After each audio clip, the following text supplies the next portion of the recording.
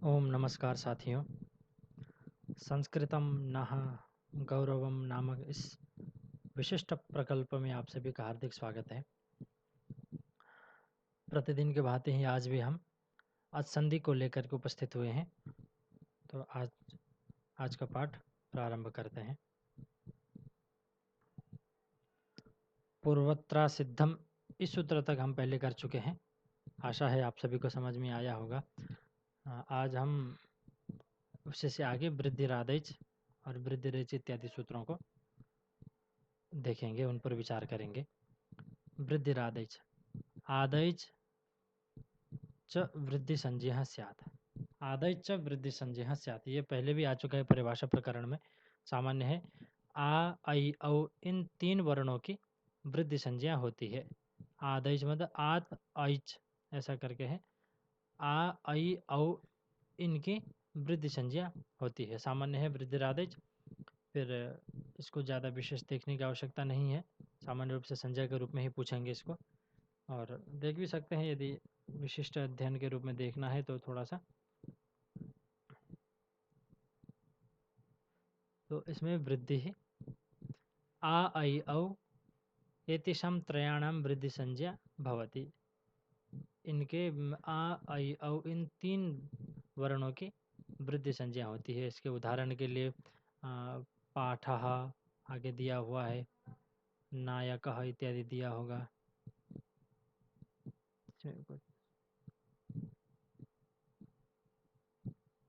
नायकः, चायकः, पावकः इत्यादि अनेक उदाहरण है इसके। तो ठीक है, इसमें इतना ज़्यादा देखने की आवश्यकता नहीं है। वृद्धिरादैच,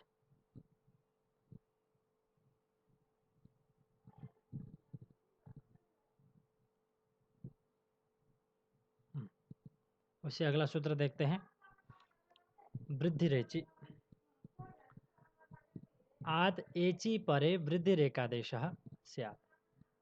आत एचि मतलब अवर्ण से उत्तर एच परे होने पर वृद्धि एकादेश होता है। आगे बोलते हैं कि गुणापवादः, ये गुण, इससे पिछला सूत्र है आद गुणः, इस सूत्र का अपवाद है। अष्टाध्यायी क्रम में वृद्धि रेचि से पूर्व सूत्र आद गुणः, तो ये गुण का अपवाद है, क्योंकि आद अचि परतः पूर्वपरयोः स्थाने गुण एकादेशो भवति। ये कहता है आद गुणः अच के परे रहते करता है, वो उत्सर्ग सूत्र है। और वृद्धि रेचि अपवाद सूत्र है। ये इसका क्षेत्र थोड़ा कम है, छोटा है, कि एच के परे रहते करता है। एच में कौन कौन सा वर्ण आता है? ए, ओ, ऐ, औ, ये चार वर्ण एच में आते हैं। इसलिए आत एच परतः, आकार से उत्तर, आवरण से उत्तर एच के परे होने पर वृद्धि एकादेश होता है। गुणापवाद, ये गुण का अपवाद है।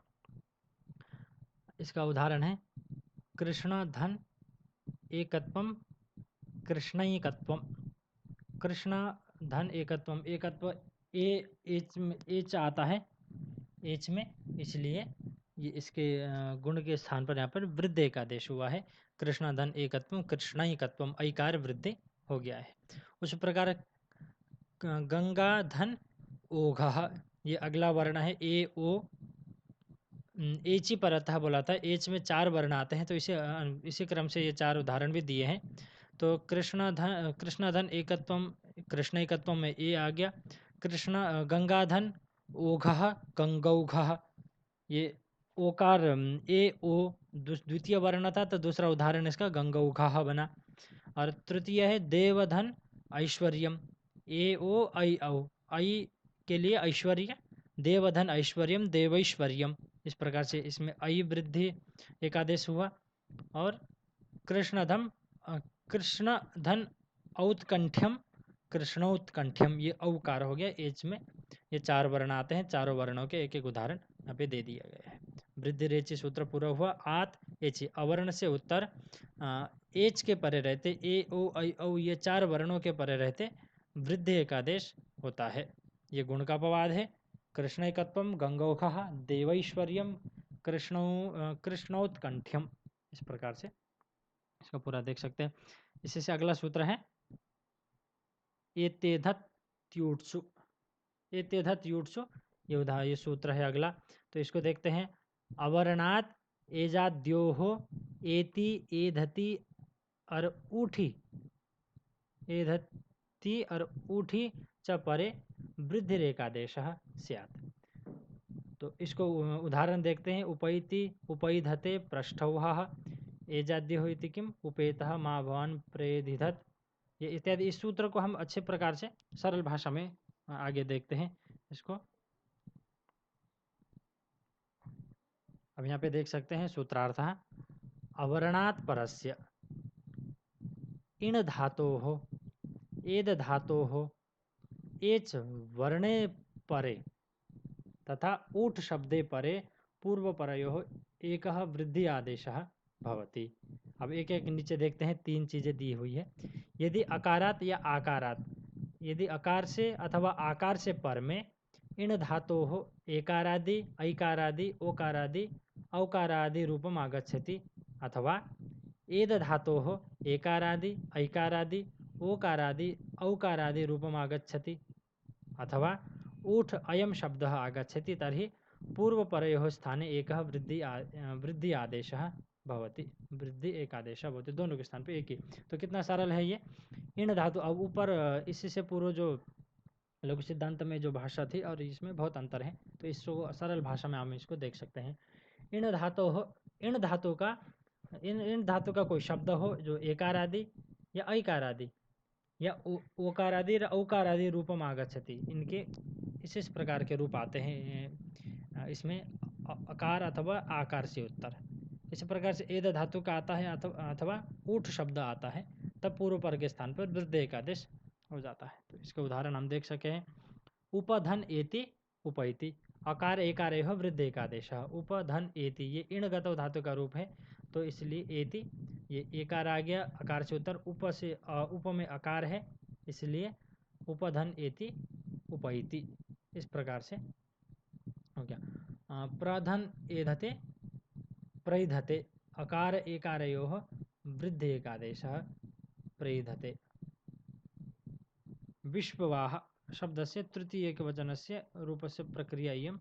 विश्ववाह शब्द को देखते हैं।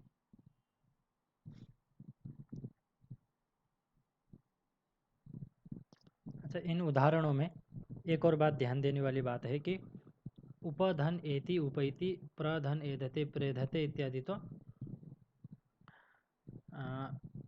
वृद्धिरेचि सूत्र से ही प्राप्त है, ऐसा भी लगता है, उपधन एति प्रधन एधते। परंतु इसको आगे सूत्र है एंगी पदांताद अति, सॉरी एंगी पर रूपम, ऐसा है, एंग पदांताद अति ने, एंग पर रूपम सूत्र का ये अपवाद है, इसलिए यहाँ पर ये अलग से पड़ा हुआ है। उपधन एति उपैति, पर रूप की प्राप्ति में वृद्धि एक आदेश है, यह अपवाद है। और ऊठ के साथ, ऊठ जो उदाहरण बनेगा विश्ववाह इत्यादि, विश्ववाह इत्यादि उदाहरण बनेगा विश्ववाह, तो उसमें गुण एकादेश की प्राप्ति होगी, तो उसके लिए ही ये अपवाद सूत्र है, यह वृद्धि होगी, अन्यथा गुण की प्राप्ति होती। तो उसका देखते हैं विश्ववाह किस प्रकार से बना है, इस सूत्र का कहाँ पे प्रयोग है। विश्व ऊह और ऐसे स्थिति है, विश्व ऊह ऐसी स्थिति है, तो ऐसी स्थिति में एतद् युट चुने अकार और उकार को वृद्धि एकादेश करके विश्वउहा और विश्वउहा इस प्रकार से रूप सिद्ध होता है। पूरा प्रकरण देखने की जरूरत नहीं है, हमें जितना आवश्यक है उतने देखेंगे कि विश्व ऊह ऊठ हुआ है, वाह ऊठ, तो ऊठ हो करके विश्व ऊह ये ऊठ है ये, तो इसलिए एतद् युट्सु से अकार और उकार के स्थान पर वृद्धि एकादेश अवकार होकर के विश्वउहा इत्यादि रूप बन गए। तो इसमें और भी दिया उन्होंने, खौ नाति इत्यादि, ख ऊठ ना ति, इस प्रकार से स्थिति में एतद् युट चुने अकार और उकार को वृद्धि एक आदेश करके खौ नाति इस प्रकार से रूप बना हुआ है, ऊठ है ये। और हमें इसमें कुछ और भी चीज़ें, कुछ वार्तिक है, उनको भी देखना चाहिए। ये सब वार्तिक लघु सिद्धांत कौमुदी में भी दिए हुए हैं, तो इसलिए इन वार्तिकों को भी देखते हैं कि अत्र कानिचन वार्तिकानि ज्ञातव्यानि, इसमें कुछ वार्तिक है, उनको जब भी जानना चाहिए। अक्षादि अक्षादूहिन्याम उपसंग अक्ष ऊहिनी इत्यादि को भी उपसंख्यान करना चाहिए। अक्षदन ऊहिनी अक्षौहिणी इत्यत्र गुणम बाधित्वा वृद्धि एकादेशः भवति। यहाँ पर अक्षदन ऊहिनी, यहाँ पर भी गुण एकादेश, यहाँ पे ऊठ नहीं है इसलिए इन्होंने अलग से ये वार्तिक कहने पड़ी कि ऊठ होता तो उसी से पहले वाले सूत्र से हो जाता, ऊठ नहीं है। और यहाँ पर अक्ष और ऊह ऊहिनी इन दोनों में गुण एकादेश की प्राप्ति में इस वार्तिक के द्वारा वृद्ध एकादेश होकर के अक्षौहिणी इस प्रकार से बनता, अक्षौहिणी सेना इत्यादि। इसमें अणत्व है अक्षौहिणी में, संज्ञाय पूर्व पदार्थ संज्ञायाम अगः इस सूत्र से अणत्व हुआ है। तो अक्षौहिणी इसमें अक्षाद ऊहिनी ऊहिन्याम उपसंख्यान, अक्षाद ऊहिन्याम उपसंख्यानम, इस प्रकार से ये हो गया। इसी प्रकार से अगला भी देखते हैं। स्वादिरेरिण्यो, स्वात ईर और ईरिण्य इस प्रकार से इसका विग्रह रहेगा। स्वात ईर और ईरिण्यो इति विग्रह स्वशब्दात् ईर तथा ईरिणी शब्दयोः परयोः वृद्धि एकादेशः भवति। ऐसा कह रहे हैं कि स्व शब्द से उत्तर ईर तथा ईरिणी इनके परे रहते भी क्या हो जाएगा, ये वृद्धि एकादेश हो जाएगा। ये भी गुण का अपवाद है, गुण का ही अपवाद है ये सूत्र भी, तो ये भी गुण का अपवाद है। स्वधन ईर स्वईर, इसमें गुण एकादेश की प्राप्ति में इन्होंने वृद्धि एकादेश कर दिया इस सूत्र से। स्वधन ईर स्वईर, स्वधन ईरिणी स्वईरिणी उभयत्र गुणापवादः। ईर गतौ भावे घय ईर स्वच्छंदम गमनम स्वईरम, ईर गतौ का भावे घय करके ईर ऐसा शब्द बना है। और ईरिणी शब्द में ईर गतौ का ही ताच्छिल्य में णिनि प्रत्यय करके ईरिणी शब्द बनाया है। का अर्थ होता है स्वच्छंद गमन करने वाला। स्वैरिणी का मतलब होता है स्वच्छंदम ईरितुम शीलम, मतलब स्वच्छंद गमन करने का शील है जिसका, ऐसा व्यक्ति विशेष। इसी प्रकार से आगे एक और है वार्तिक है, उसको भी देखते हैं। तो इसको देख सकते हैं कि प्रात ऊह ऊठ ऊठी ऊढ़ ऊढ़ी ऊढ़ ऊढ़ी एष एषेषु इति विग्रह, इस प्रकार से विग्रह करेंगे इसका। प्रात ऊहो ऊहो ढो ढेशेषु, इस प्रकार से, कितना कठिन उच्चारण है इसका। तो इसको देख सकते हैं। प्र उपसर्गात परस्य, प्र उपसर्गात से उत्तर एतेषाम शब्दान, इन शब्दों को ऊह ऊढ़ ऊढ़ी एष और एष्य इन शब्दों को वृद्धि एकादेश होता है, पूर्व पर के स्थान पर वृद्धि एकादेश होगा। तो आगे देखते, ऊह वितर के धातु के घय प्रत्यय करके ऊह बनेगा। तो प्रधन ऊह प्रऊह अयम गुणापवाद है, ये गुण का अपवाद है। गुण प्राप्ति थी, इन्होंने वार्तिक से वृद्धि करके प्रऊह ऐसा शब्द बनाया है। ऊढ़ में देखो वह धातु का भूत कर्मणि क्ता प्रत्यय है ऊढ़, तो प्रधन ऊढ़ प्रौढ़, इसको भी वैसे ही है, ये भी गुण का ही अपवाद है।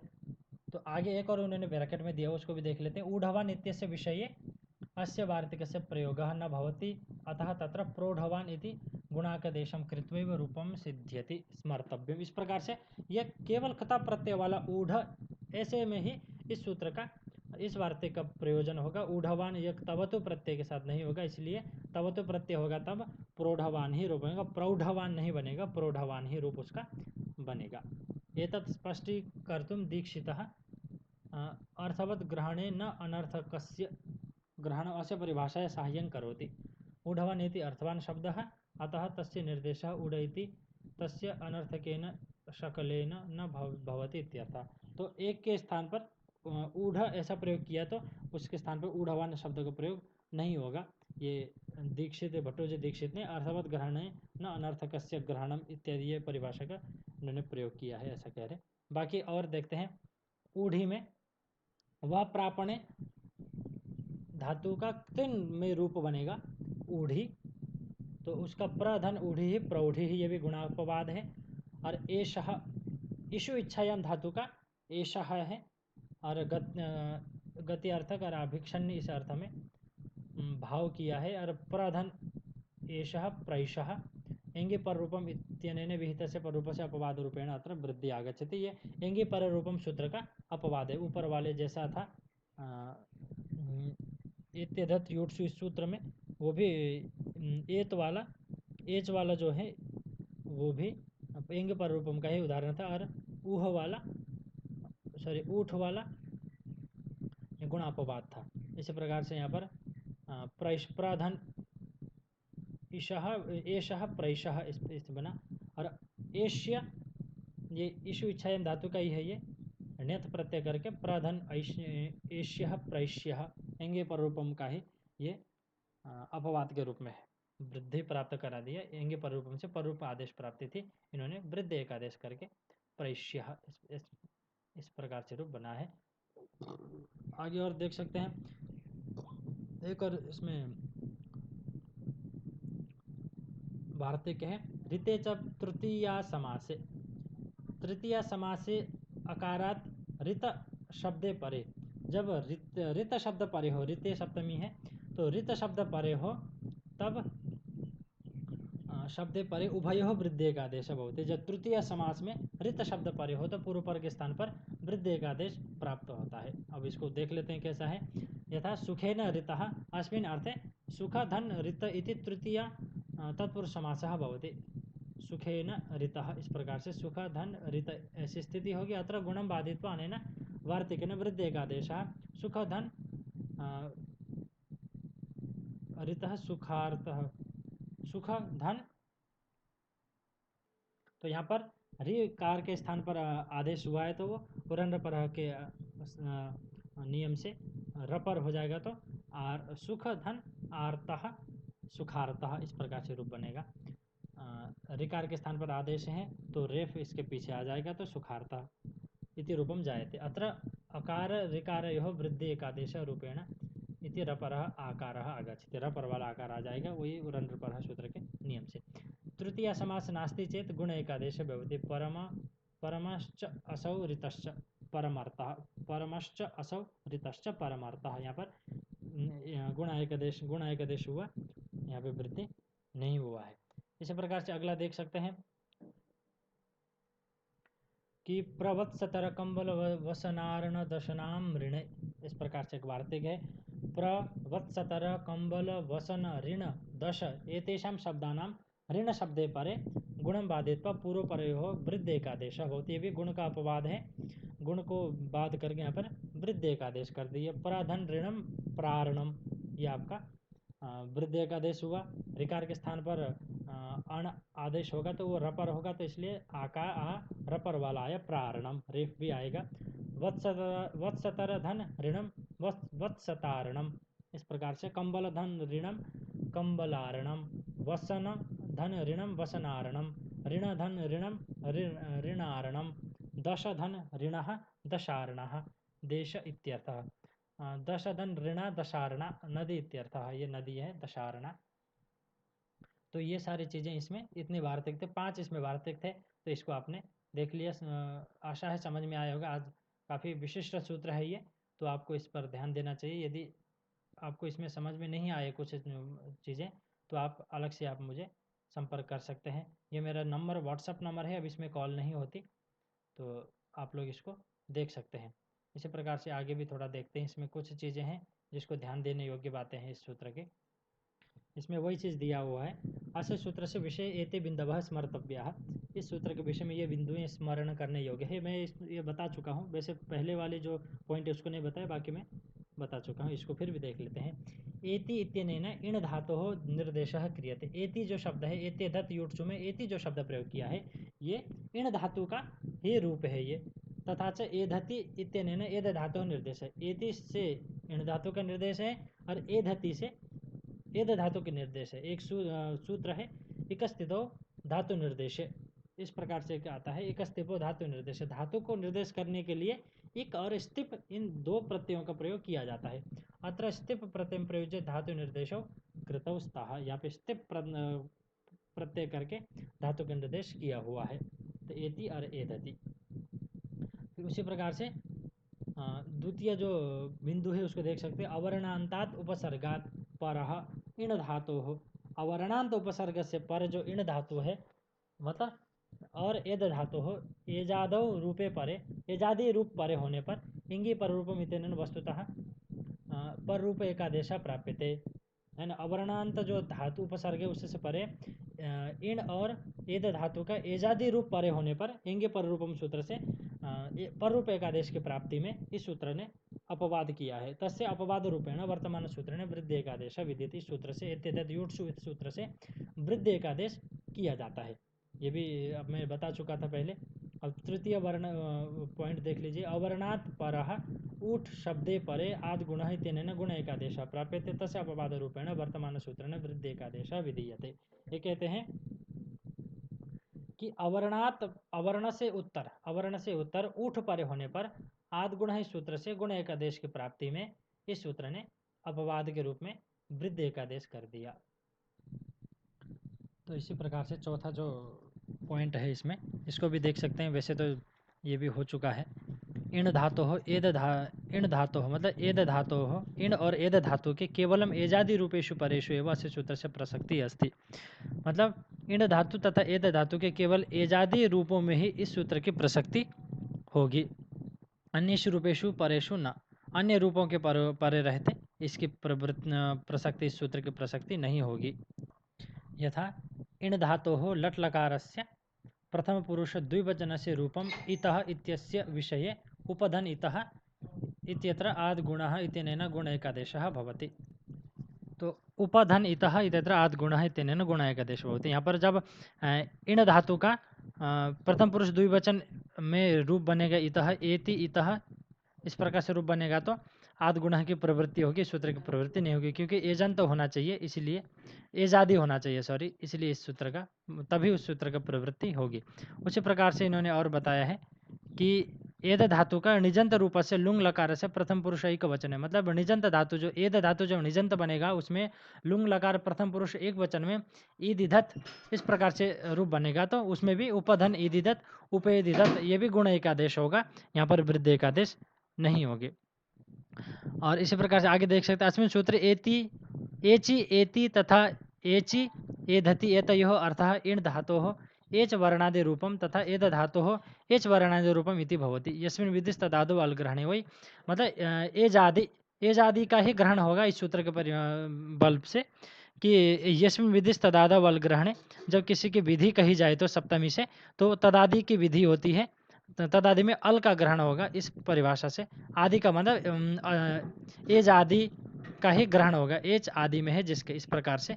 आज काफ़ी बड़ा वीडियो हो गया है, तो कोई बात नहीं, एक ही सूत्र है, इंपॉर्टेंट सूत्र है, आप सभी इसको देखें, और जो भी आपको समझ में यदि नहीं आया हो कोई बात तो आप पूछ सकते हैं। और बहुत ज़्यादा इसके बारे में डिटेल में ये संधि के विषय में ही पूछेंगे, बहुत ज़्यादा इसके अंदर से नहीं पूछेंगे। ये वार्तिक तो पूछ सकते हैं, इसको देखना चाहिए ध्यान से, ये जो 4-5 वार्तिक हैं इस पर थोड़ा सा ध्यान दें, और बाकी इसमें सरल ही है, किसी प्रकार की कठिनाई नहीं है।